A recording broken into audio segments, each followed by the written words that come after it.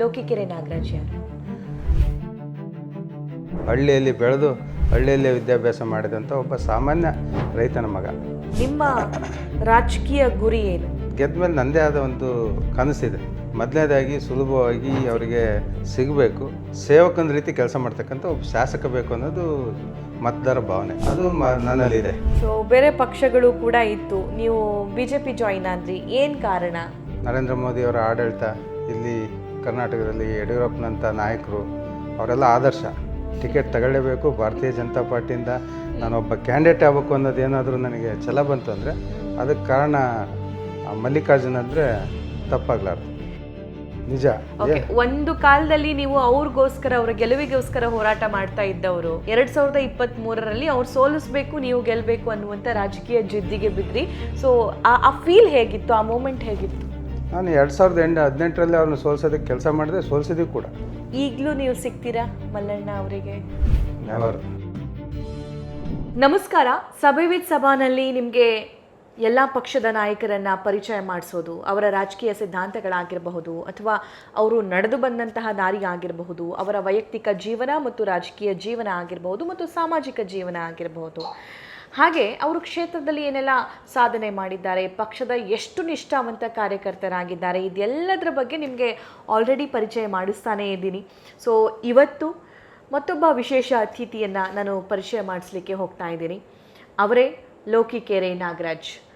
ದಾವಣಗೆರೆ ಉತ್ತರ ಕ್ಷೇತ್ರದಿಂದ 2023ರಲ್ಲಿ ಕಂಟೆಸ್ಟ್ ಮಾಡಿ ಸ್ವಂತ ಬಲದಿಂದ 70,000 ಓಟ್ ತಗೊಳ್ತಾರೆ.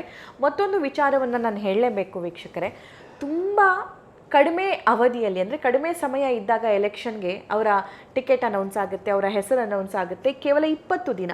ಸೊ ಆ 20 ದಿನದಲ್ಲಿ ಅವರು ಕೆಲಸ ಮಾಡಿ ಸ್ವಂತ ಶ್ರಮ ಮತ್ತು ನಾಯಕರ ಸಹಕಾರದಿಂದ 70,000 ಓಟ್ ಗಳಿಸಿದ್ದಾರೆ. ಮುಂದೆ ಒಳ್ಳೆ ರಾಜಕೀಯ ಭವಿಷ್ಯ ಇದೆ ಅನ್ನುವಂತಹ ದೃಢ ನಿರ್ಧಾರ ಅವರದ್ದಾಗಿದೆ.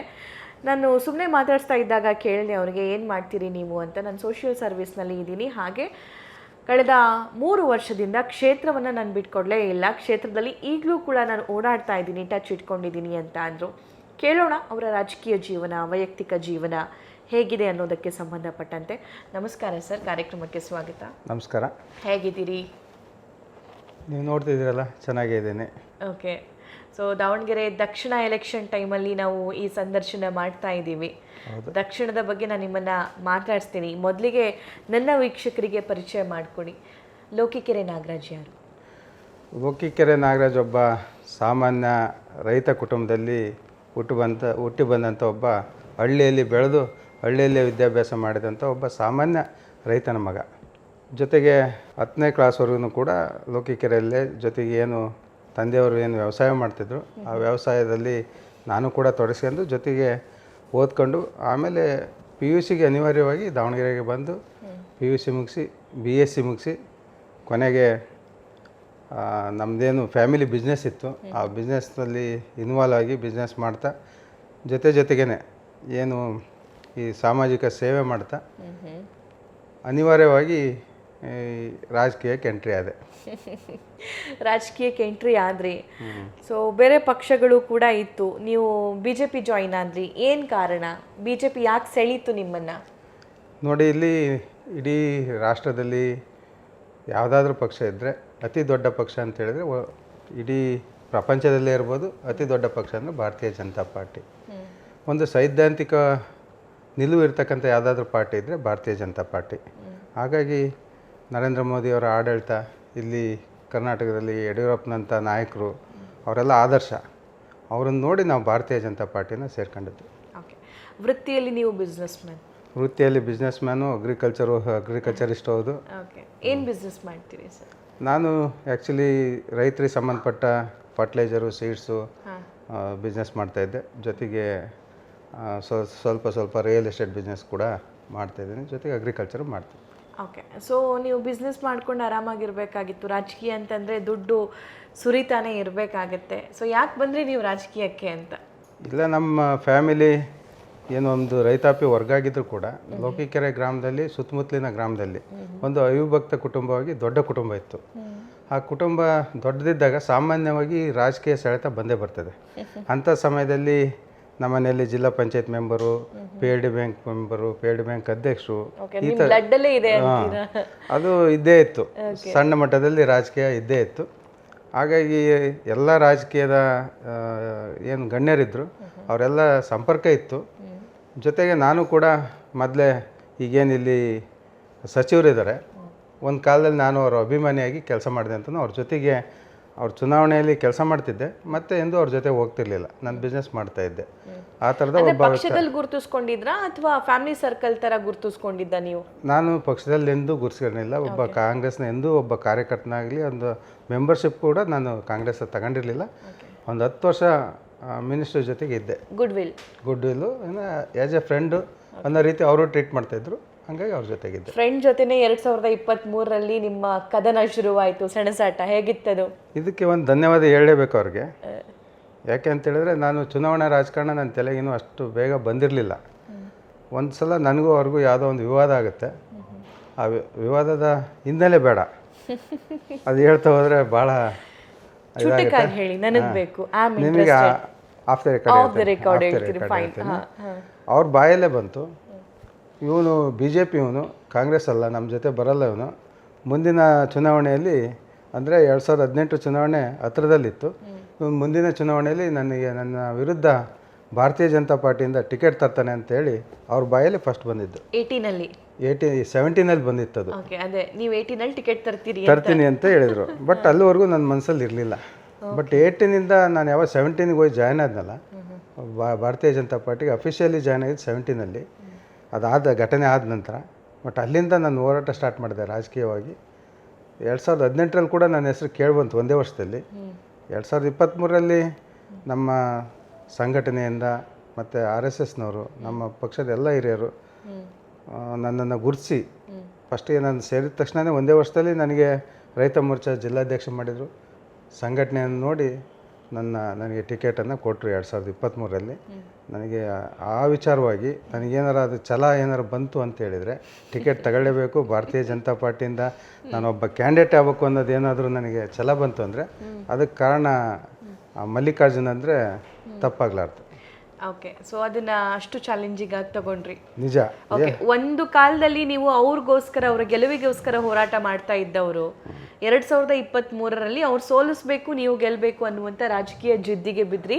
ಸೊ ಆ ಫೀಲ್ ಹೇಗಿತ್ತು, ಆ ಮೂಮೆಂಟ್ ಹೇಗಿತ್ತು? ನಾನು 2018ರಲ್ಲಿ ಅವ್ರನ್ನ ಸೋಲ್ಸೋದಕ್ಕೆ ಕೆಲಸ ಮಾಡಿದೆ, ಸೋಲ್ಸಿದ್ವಿ ಕೂಡ. ಅದು ಅವರಿಗೆ ಮತ್ತಷ್ಟು ಟ್ರಿಗರ್ ಆಗಿ ನನ್ನ ಒಬ್ಬ ದೊಡ್ಡ ವಿರೋಧಿ ಥರ ನೋಡಕತ್ತಿದ್ರು. ಅವ್ರು ಹೆಂಗೆ ಅಂದರೆ ದಾವಣಗೆರೆಯಲ್ಲಿ ರಾಜಕಾರಣ ಯಾವ ರೀತಿ ಅಂತ ಹೇಳಿದರೆ, ಅವ್ರ ವಿರುದ್ಧ ಯಾರಾದರೂ ಬೆಳೀತಿದ್ದಾರೆ ಅಂತೇಳಿದರೆ ಅವ್ರನ್ನ ವ್ಯಾವಹಾರಿಕವಾಗಿ ಅವ್ರನ್ನ ಫೈನಾನ್ಷಿಯಲಿ ವೀಕ್ ಮಾಡ್ತಕ್ಕಂಥದ್ದು ಅವ್ರದ್ದೊಂದು ಕೆಟ್ಟದ್ದು ಗುಣ. ಅದೆಲ್ಲ ಪ್ರಯೋಗ ನನ್ನ ಮೇಲೂ ಮಾಡಿದರು. ಭಾಳಷ್ಟು ಕಷ್ಟಗಳನ್ನು ಕೊಟ್ಟರು. ಅದು ಯಾವುದಕ್ಕೂ ಎದೆಗುಂದೆ ಭಾರತೀಯ ಜನತಾ ಪಾರ್ಟಿಯನ್ನು ಸದೃಢವಾಗಿ ಸಂಘಟನೆ ಮಾಡೋದ್ರಲ್ಲಿ ನಾನು ಯಾವಾಗಲೂ ಹಿಂದೆ ಸರಿಲೇ ಇಲ್ಲ. ಚಾಲೆಂಜಿಂಗ್ ಆಗಿ ತಗೊಂಡೆ. ಓಕೆ, ಸೊ 2023ರ ಆ ಚುನಾವಣಾ ಕಣ ಇದೆಯಲ್ಲ, ಎಷ್ಟು ಚಾಲೆಂಜಿಂಗ್ ಆಗಿತ್ತು ನಿಮಗೆ? ಹೇಗಿತ್ತು? ಹಿಂದಿನ ದಿನಗಳು ನೆನಪಾಗ್ತಾ ಇತ್ತಾ? ಅವರ ಗೆಲುವಿಗಾಗಿ ನೀವು ಹೋರಾಟ ಮಾಡ್ತಾ ಇದ್ದಿದ್ದು, ಈ ಕ್ಷಣ ಅವರ ಸೋಲಿಗಾಗಿ ನೀವು ನಿಮಗೋಸ್ಕರ ಹೋರಾಟ ಮಾಡ್ತಾ ಇದ್ದಿದ್ದು? ನಿಜ, ನನಗೆ ಟಿಕೆಟ್ ಸಿಕ್ಕ ತಕ್ಷಣ ಭಾಳ ಸಂತೋಷ ಆಯಿತು. ಯಾಕೆ ಅಂತಂದರೆ ಅವ್ರ ಬಾಯಲ್ಲಿ ಆಡಿಸಿದ ಮಾತು ನಿಜ ಆಯಿತು ಅಂತ ಹೇಳಿ ಸಂತೋಷ ಆಯಿತು. ನನಗೆ ಹಠ ಛಲ ಎರಡೂ ಇತ್ತು. ಗೆಲ್ತೀನಿ, ಗೆಲ್ಲೇಬೇಕು ಅನ್ನೋ ಒಂದು ಛಲ ಇತ್ತು. ಆ ರೀತಿ ಹೋರಾಟ ಮಾಡಿದೆ. ನಮ್ಮ ಕಾರ್ಯಕರ್ತರು ಕೂಡ ಸಾಥ್ ಕೊಟ್ಟರು. ಆ ಸಮಯದಲ್ಲಿ ನಮ್ಮ ಹಿರಿಯರು ಕೂಡ ಸಾಥ್ ಕೊಟ್ಟರು. ಎಲ್ಲೋ ಒಂದು ಕಡೆ ಇಡೀ ಸ್ಟೇಟಲ್ಲಿ ಕಾಂಗ್ರೆಸ್ ಗಾಳಿ ಇತ್ತು ಅನಿಸುತ್ತೆ. ಜೊತೆಗೆ ಏನು ಅವರು ಪಂಚ ಗ್ಯಾರಂಟಿಗಳು ಕೊಟ್ಟರು, ಅದು ಕೂಡ ಎಫೆಕ್ಟ್ ಆಗಿರ್ಬೋದು.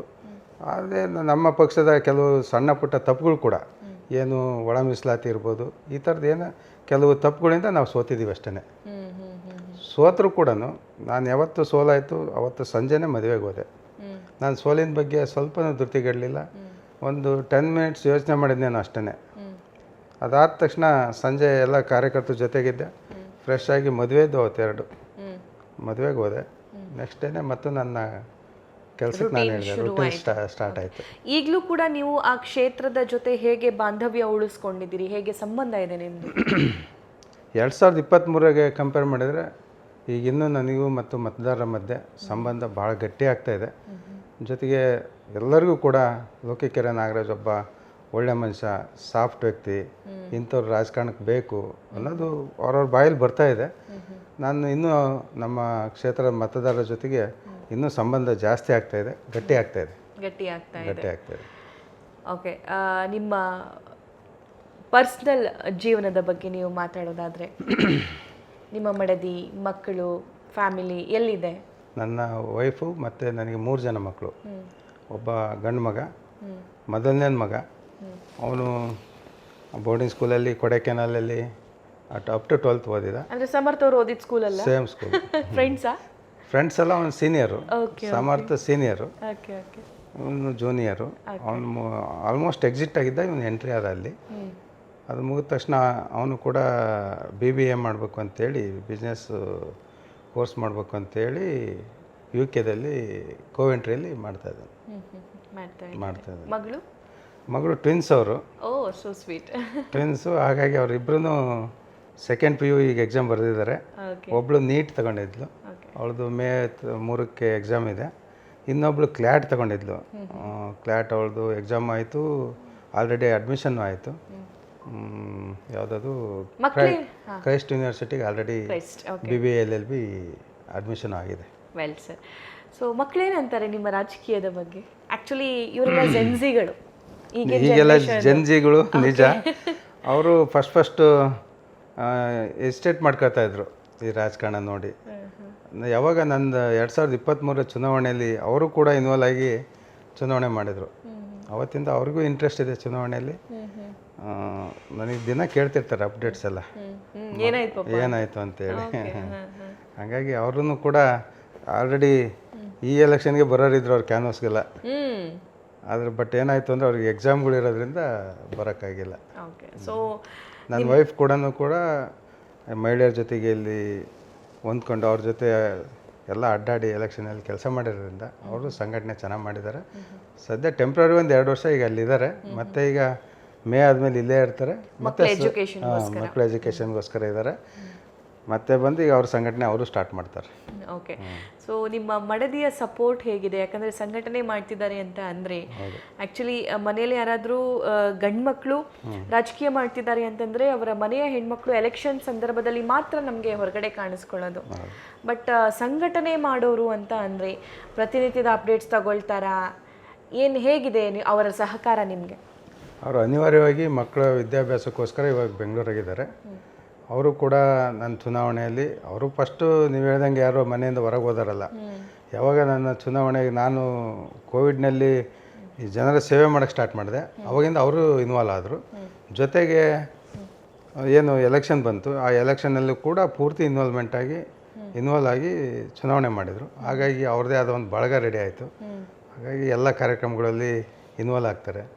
ನಮ್ಮದು RSS ಕಾರ್ಯಕ್ರಮಗಳಿರ್ಬೋದು, ಅನೇಕ ಕಾರ್ಯಕ್ರಮಗಳಲ್ಲಿ ಇನ್ವಾಲ್ವ್ ಆಗ್ತಾರೆ, ಮಾಡ್ತಾ ಇದ್ದಾರೆ. ಓಕೆ ಸರ್, ನಿಮ್ಮ ರಾಜಕೀಯ ಗುರಿ ಏನು? ಆ್ಯಕ್ಚುಲಿ ನೀವು ಪ್ರತಿಯೊಬ್ಬ ನಾಯಕನೂ ಕೂಡ ಒಂದೊಂದು ರೂಟ್ ಮ್ಯಾಪ್ ಹಾಕ್ಕೊಂಡು ಅಥವಾ ಒಂದು ಗುರಿಯೊಂದಿಗೆ ರಾಜಕೀಯಕ್ಕೆ ಪ್ರವೇಶ ಮಾಡಿರ್ತಾರೆ. ನಿಮ್ಮ ಗುರಿ ಏನಾಗಿತ್ತು? ಏನು ನಿಮ್ಮ ಗುರಿ? ನಾನು ಒಂದಲ್ಲ ಒಂದಿನ ಅನ್ನೋದಕ್ಕಿಂತ 2028ರಲ್ಲಿ ನಾನು ಶಾಸಕನ ಆಗ್ತೇನೆ ಅನ್ನೋದು ನನಗೆ ಆತ್ಮಸ್ಥೈರ್ಯ ಭಾಳ ಇದೆ. 100ಕ್ಕೆ 100 ಗೆದ್ದೇ ಗೆಲ್ತೀನಿ, ಶಾಸಕನಾಗ್ತೀನಿ ಅಂತೇಳಿ. ಗೆದ್ದ ಮೇಲೆ ನನ್ನದೇ ಆದ ಒಂದು ಕನಸಿದೆ. ಕನಸೇನಿಲ್ಲ, ಸಾಮಾನ್ಯವಾಗಿ ಜನರಿಗೆ ಏನಿರುತ್ತೆ ಒಬ್ಬ ಶಾಸಕನ ಹತ್ರ ಅಂತ ಹೇಳಿದರೆ, ಮೊದಲನೇದಾಗಿ ಸುಲಭವಾಗಿ ಅವರಿಗೆ ಸಿಗಬೇಕು. 24/7 ಎನಿ ಟೈಮ್ ಅವ್ರ ಕಷ್ಟಕ್ಕೆ ಸ್ಪಂದಿಸ್ತಕ್ಕಂಥ ಒಂದು ಕೆಲಸ ಮಾಡ್ತಕ್ಕಂಥ ಒಬ್ಬ ಸೇವಕನ ರೀತಿ ಕೆಲಸ ಮಾಡ್ತಕ್ಕಂಥ ಒಬ್ಬ ಶಾಸಕ ಬೇಕು ಅನ್ನೋದು ಮತದಾರ ಭಾವನೆ. ಅದು ನನ್ನಲ್ಲಿದೆ. ಎರಡನೇದಾಗಿ ಮೂಲಭೂತ ಸೌಕರ್ಯಗಳು. ಸುಮ್ಮನೆ ನಾನು ಅದು ಮಾಡ್ತೀನಿ ಇದು ಮಾಡ್ತೀನಿ ವಿಧಾನಸೌಧ ಕಟ್ಟಿಸ್ತೀನಿ ಅಲ್ಲ, ಮೂಲಭೂತ ಸೌಕರ್ಯಗಳಿಗೆ ಹೆಚ್ಚು ಒತ್ತು ಕೊಡಬೇಕು. ಇವತ್ತು ದಾವಣಗೆರೆ ಉತ್ತರ, ದಾವಣಗೆರೆ ದಕ್ಷಿಣಕ್ಕೆ ಕಂಪೇರ್ ಮಾಡಿದರೆ ಉತ್ತರದಲ್ಲಿ ಚೆನ್ನಾಗೇ ಇದೆಯಲ್ಲ ಸರ್ ಮೂಲಭೂತ? ನೀವು ನೋಡ್ತಾ ಇರೋದು ನೀವೊಂದು 15 ಡೇಸಿಂದ ನೀವು ದಾವಣಗೆರೆಗೆ ಅಡ್ಡಾಡ್ತಾ ಇದ್ದೀರಿ, 2 ತಿಂಗಳಿಂದ ಅಡ್ಡಾಡ್ತಾ ಬಟ್ ದಾವಣಗೆರೆ ನಂಗೆ ತುಂಬಾ ಹಳೇದು. ಸುಮಾರು 25 ವರ್ಷದಿಂದ ನಾನು ದಾವಣಗೆರೆ ಓಡಾಡ್ತಾ ಇದ್ದೀನಿ, ಬಿಕಾಸ್ ನಾನು ಊರು ಬ್ಯಾಡ್ಗಿ. ಬಟ್ ಅವಾಗ ನೋಡಿದ ದಾವಣಗೆರೆಗೂ ಈಗ ನಾನು ಗಲ್ಲಿ ಓಡಾಡ್ತಾ ಇರೋ ದಾವಣಗೆರೆಗೂ there is lot of difference. ನಿಜ. ದಾವಣಗೆರೆ ಉತ್ತರಕ್ಕೆ ಕಂಪೇರ್ ಮಾಡಿದರೆ ದಾವಣಗೆರೆ ದಕ್ಷಿಣ ಭಾಳ ಹಿಂದುಳಿದಿದೆ. ಸುಮಾರು 40 ವರ್ಷದಿಂದ ಜನ ಅವ್ರನ್ನ ಆಯ್ಕೆ ಮಾಡ್ಕೊತ ಬಂದಿದ್ದಾರೆ. ಆದರೂ ಕೂಡ ದಕ್ಷಿಣ ಕ್ಷೇತ್ರ ಭಾಳ ಹಿಂದುಳಿದಿದೆ. ಉತ್ತರ ಕ್ಷೇತ್ರ ಯಾಕೆ ನಿಮಗೆ ಅಭಿವೃದ್ಧಿ ಆಗಿದೆ ಅಂತ ಹೇಳಿದರೆ, ಇಲ್ಲಿ ಏನಾಯಿತು, ಎಲ್ಲ ಎಜುಕೇಟೆಡ್ ಎಲ್ಲ ಈ ಕಡೆ ಶಿಫ್ಟ್ ಆದರು, ಹೊಸ ಹೊಸ ಲೇಔಟ್ಗಳು ಬಂದವು. ಹಾಗಾಗಿ ಈ ಕಡೆ ನೋಡೋದಕ್ಕೆ ನಿಮ್ಗೆ ಸುಂದರವಾಗಿ ಕಾಣ್ತದೆ. ಜೊತೆಗೆ ಏನಾಯಿತು, ನಮ್ಮ ಮೋದಿಯವರು ಸೆಂಟ್ರಲಲ್ಲಿ ಇಲ್ಲಿಂದ ನೀವು ಒಬ್ಬರಿಗೆ MP ಗೆಲ್ಲಿಸ್ಕೊಟ್ರೆ ನಾನು ಇಲ್ಲಿ ನಿಮಗೆ ಲಕ್ಷ್ಮಿನ ಕಳಿಸ್ಕೊಡ್ತೀನಿ ಅಂತ ಹೇಳಿದರು. ಅಂದರೆ ಅವರು ಗೆದ್ದ ತಕ್ಷಣ ಕಳಿಸಿದ್ದು ಇಲ್ಲಿಗೆ ಸ್ಮಾರ್ಟ್ ಸಿಟಿನ. ಆ ಸ್ಮಾರ್ಟ್ ಸಿಟಿ ಅಂಡರಲ್ಲಿ ಸಾವಿರಾರು ಕೋಟಿ ರೂಪಾಯಿ ಕೆಲಸ ದಾವಣಗೆರೆ ಉತ್ತರದಲ್ಲಿ ಆಯಿತು. ಇಲ್ಲಿ ಏನಾಗಿದೆ ನೀವು ನೋಡ್ತಾ ಇರ್ಬೋದು, ದುಂದು ವೆಚ್ಚ ನಡೀತಾ ಇದೆ. ಕಾಂಕ್ರೀಟ್ ರೋಡ್ ಮಾಡ್ತಾಯಿದ್ದಾರೆ, ಸರಿ ಒಪ್ಕೋತೀನಿ.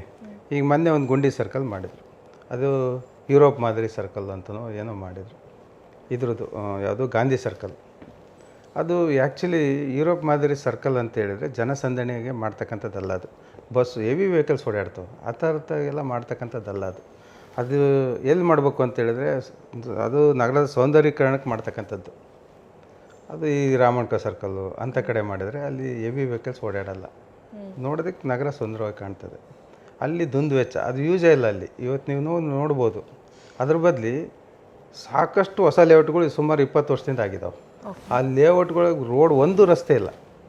ನೀವು ಮೇಲ್ಮೇಲೆ ಮೇನ್ ರೋಡ್ ನೋಡ್ತಾ ಇದ್ದೀರಿ ಅಷ್ಟೇ. ನೀವು ಸೌತ್ ಹೇಳ್ತಿದ್ದೀರಾ? ನಾರ್ತಿಂದ ಹೇಳ್ತಿದ್ದೀನಿ. ನಾರ್ತ್ ಲೇಔಟ್ ಒಳಗಡೆ ರೋಡ್ ಸರಿ. ನೀವು 20 ವರ್ಷದಿಂದ ಇತ್ಲಾಗ ಏನು ಲೇಔಟ್ ಆಗಿದ್ದಾವಲ್ಲ, ಒಂದು ಲೇಔಟ್ ಒಳಗೆ ಹೊಸ ರೋಡ್ ಮಾಡಿಲ್ಲ. ಬನ್ನಿ ನನ್ನ ಜೊತೆ ಕರ್ಕೊಂಡು ಹೋಗ್ತೇನೆ. ಆ ದುಡ್ಡು ಅಲ್ಲೇ ಯಾಕೆ ವಿನಿಯೋಗಿಸ್ಬಾರ್ದು? ಇಲ್ಲಿ ರೋಡ್ ಚೆನ್ನಾಗಿದ್ಮೇಲೆ, ಚೆನ್ನಾಗಿರೋ ರೋಡ್ ಮೇಲೆ ರೋಡ್ ಮಾಡ್ತಾಯಿದ್ದಾರೆ. ಅವ್ರಿಗೇನು ಭಾಳ ಕೆಲಸ ಮಾಡಿದ್ವಿ ಅಂತ ತೋರಿಸ್ಕೊಳ್ಳೋಕ್ಕೋಸ್ಕರ ಮೇಲ್ಮೇಲೆ ಇರ್ತಕ್ಕಂಥ ರೋಡ್ಗಳು ಕಾಂಕ್ರೀಟ್ ರೋಡ್ ಮಾಡಿದ್ಬಿಟ್ರೆ ಬೇರೆ ಏನಿಲ್ಲ. ನಾನು ಸಂಸದರ ಮಾತು ಕೇಳಿದ್ದೀನಿ ಹೋದ್ಸಲಿ ಅವ್ರ ಚುನಾವಣೆ ಪ್ರಚಾರದಲ್ಲಿ. ಅವ್ರು ಹೇಳ್ತಾಯಿದ್ರು ಒಂದೊಂದು ಚರಂಡಿ ಕೂಡ ಬೇರೆ ಬೇರೆ ದೇಶದಿಂದ ನೋಡ್ಕೊಂಬಂದು ಮಾಡಿದ್ದಾರೆ ಅಂತ. ಆ ಥರದ್ದು ಯಾವುದೋ ಒಂದು ಯಾವ್ಯಾವ ದೇಶದ ಚರಂಡಿ ಐತಿ, ಎಲ್ಲೆಲ್ಲಿ ಐತಿ ಅಂತ ಅವರೇ ತೋರಿಸ್ಕೊಡ್ಬೇಕು. ಯಾವ ಚರಂಡಿನೂ ಎಲ್ಲಿ ಕಾಣ್ತಾ ಇಲ್ಲ. ಯುರೋಪ್ ಮಾದರಿ ಸರ್ಕಲ್ ಅಂತ ಹೇಳ್ತಾ ಇದ್ದಾರೆ ಬಿಟ್ಟರೆ ಅದನ್ನು ನೋಡಿದರೆ ಅದು ಆ ಥರ ಸರ್ಕಲ್ಲೇ ಬಂದಿಲ್ಲ. ಅದು ಏನದು ಸೈಜ್ ದೊಡ್ಡ ಸೈಜ್ಗಳು ಹಾಕಿ ರೋಡ್ ಮಾಡಿದ್ದಾರೆ. ಸುಮ್ಮನೆ ದುಂದು ವೆಚ್ಚ ಮಾಡ್ತಿದ್ದಾರೆ. ಅದೇ ಯಾವ್ದಾರು ಒಂದು ಲೇಔಟ್ ಫುಲ್ ರೋಡ್ ಆಗ್ತಿತ್ತು. ಆ ಥರ ಕಾನ್ಸೆಪ್ಟು ಪ್ರತಿಯೊಬ್ಬರಿಗೆ ಈಗ ನೋಡಿ, ಜನಸಾಮಾನ್ಯರು ಕೇಳ್ತಕ್ಕಂಥದ್ದು ಮೂಲಭೂತ ಸೌಕರ್ಯ. ಇವತ್ತು ಮೇನ್ ರೋಡ್ ಇರಬೇಕು, ದಾವಣಗೆರೆ ಸುಂದರವಾಗಿ ಕಾಣಬೇಕು, ಅದಕ್ಕೆ ನನ್ನದು ಕನಸಿದೆ, ಅದಕ್ಕೆ ಒಪ್ಕೋತೀನಿ.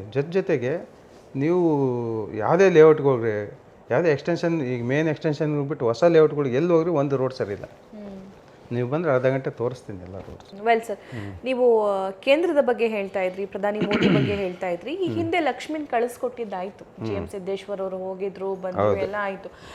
ಬಟ್ ಫಂಡ್ ಅನ್ನೋದೇನಿದೆ ಅದು ಇಡೀ ಕ್ಷೇತ್ರಕ್ಕೆ ಸಂಬಂಧಪಡುತ್ತೆ, ಕೇವಲ ಉತ್ತರಕ್ಕೆ ಮಾತ್ರ ಸಂಬಂಧಪಡೋದಲ್ಲ. ಅದು ಸ್ಟೇಟ್ದು ನಾವು ತಗೊಳ್ಳೋದಾದರೆ ಕಾನ್ಸ್ಟಿಟ್ಯೂನ್ಸಿ ವೈಸ್ ಇರುತ್ತೆ, ಬಟ್ ನಾವು ಸೆಂಟರ್ದು ತಗೊಳ್ಳೋದಾದರೆ ಲೋಕಸಭಾ ವ್ಯಾಪ್ತಿಗೆ ಇರುತ್ತೆ.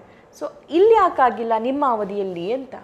ಅವರ ಇಚ್ಛಾಶಕ್ತಿ ನಮ್ಮ ಅವಧಿಯಲ್ಲಿ ಅಲ್ಲ. ಅವ್ರು ಏನು ಮಾಡಿದರು, ಅವ್ರ ಇಚ್ಛಾಶಕ್ತಿ, ಅವ್ರದ್ದು ಅಸೆಟ್ಗಳು ಇರ್ತಕ್ಕಂಥದ್ದು ದಾವಣಗೆರೆ ನಾರ್ತಲ್ಲಿ ಜಾಸ್ತಿ. ಹಾಸ್ಪಿಟಲ್ಗಳು, ಕಾಲೇಜ್ಗಳು, ಅಲ್ಲಿಗೆ ಹೋಗೋಂಥ ರೋಡ್ ಬಿಟ್ಟರೆ ನೀವು ಬೇರೆ ಯಾವ ಸರಿ ಇಲ್ಲ. ಅಲ್ಲಿ ಯುಟಿಲೈಸ್ ಮಾಡಿದರು. ಬೇರೆ ಯಾರು ಅವ್ರ ಮನೆಗೆ ಹೋಗೋ ರೋಡ್ ನೋಡ್ರಿ ಚೆನ್ನಾಗಿ ಮಾಡ್ಕೊಂಡಾರೆ, ಅವ್ರ ಕಾಲೇಜ್ಗೆ ಹೋಗೋ ರೋಡ್ ನೋಡ್ರಿ ಚೆನ್ನಾಗಿ ಮಾಡ್ಕೊಂಡಾರೆ, ಹಾಸ್ಪಿಟ್ಲಿಗೆ ಹೋಗೋ ರೋಡ್ ನೋಡ್ರಿ ಚೆನ್ನಾಗಿ ಮಾಡ್ಕೊಂಡಾರೆ. ಹಾಗಾಗಿ ಚೆನ್ನಾಗಿ ಕಾಣುತ್ತೆ ಅಷ್ಟೇ. ಓಕೆ, GM ಸಿದ್ದೇಶ್ವರ್ ಅವರು ಅದನ್ನ ಮಾಡ್ಬೋದಾಗಿತ್ತಲ್ವಾ ಸೌತಲ್ಲಿ? GM ಸಿದ್ದೇಶ್ವರರು ಮಾಡಿದಾರಲ್ಲ.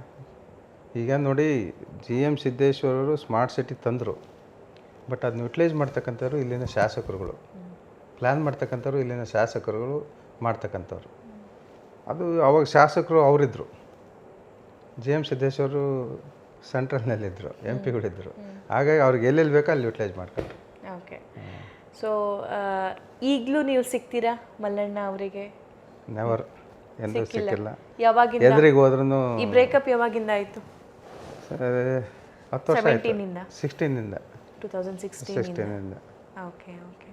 ಸೊ ಇದು ಲೋಕಿಕೆರೆ ನಾಗರಾಜ್ ಅವರ ಮಾತಾಗಿತ್ತು. ರಾಜಕಾರಣದಲ್ಲಿ ಕುಟುಂಬದವರು ಬರ್ತಿದ್ದಾರೆ ಅಂತಂದರೆ ಅವರಿಗೆ ಅನುಭವ ಬೇಕು. ಆ ಅನುಭವ ಸ್ವಂತದ್ದಾಗಿರಬೇಕು. ಪಕ್ಷಕ್ಕೋಸ್ಕರ ದುಡಿಬೇಕು, ಜನರಿಗೋಸ್ಕರ ದುಡಿಬೇಕು. ಅದಾದ ನಂತರ ಬಂದರೆ ಜನ ಅವ್ರನ್ನ ಸ್ವೀಕಾರ ಮಾಡ್ತಾರೆ ಅನ್ನುವಂತಹ ಮಾತನ್ನಾಡ್ತಾ ಇದ್ದಾರೆ. ಸೊ ದಾವಣಗೆರೆ ದಕ್ಷಿಣದ ರಿಸಲ್ಟ್ ಏನಾಗುತ್ತೆ ಅನ್ನೋದು ಈ ಸಲ ಹಿಸ್ಟ್ರಿ ಆಗುತ್ತೆ. ಸೊ ಅದಕ್ಕೂ ಸಂಬಂಧಪಟ್ಟಂತೆ ಸಾಕಷ್ಟು ವಿಚಾರಗಳನ್ನು ಇಲ್ಲಿ ಮಾತಾಡಿದ್ದಾರೆ. ಹಾಗೆ ಅವರ ವೈಯಕ್ತಿಕ ಬದುಕಾಗಿರಬಹುದು ಮತ್ತು ಅವರ ರಾಜಕೀಯ ಪ್ರವೇಶ ಆಗಿರಬಹುದು, ಮತ್ತು SS ಮಲ್ಲಿಕಾರ್ಜುನ್ ಅವರ ವಿರುದ್ಧ ಆಗಿರುವಂತಹ ಆ ಫೈಟ್ ಆಗಿರಬಹುದು, ಆ ಒಂದು ಘಟನೆಯನ್ನು ಚಾಲೆಂಜಿಂಗ್ ಆಗಿ ತಗೊಂಡು ಸೋಲಿಸಲೇಬೇಕು, ನನಗೆ ಚಾಲೆಂಜ್ ಮಾಡಿದ್ದೀರಾ ನೀವು ಅಂತ ಹೇಳಿ ಇವರು ಆ ಧೈರ್ಯವನ್ನು ಪ್ರದರ್ಶಿಸ್ತಾ ಮುಂದಿನ ಸಲ ನಾನು MLA ಆಗೇ ಆಗ್ತೀನಿ ಅನ್ನುವಂತಹ ಉತ್ಸಾಹವನ್ನು ಹೊಂದಿರೋದು ಕೂಡ ನೀವು ಈಗಾಗಲೇ ಗಮನಿಸಿದ್ದೀರಿ. ಈ ಇಂಟರ್ವ್ಯೂ ಅಲ್ಲಿ ನಿಮಗೆ ಇಷ್ಟದ ಪಾರ್ಟ್ ಯಾವುದಾಗಿತ್ತು, ಯಾವುದು ನಿಮ್ಮ ಮನಸ್ಸಿಗೆ ತುಂಬ ನಾಟ್ತು ಅನ್ನೋದನ್ನು ಕಾಮೆಂಟ್ ಮಾಡಿ ತಿಳಿಸಿ ಅಂತ ಹೇಳ್ತಾ ಕಾರ್ಯಕ್ರಮ ಮುಗಿಸ್ತಾ ಇದ್ದೀನಿ. ನಮಸ್ಕಾರ.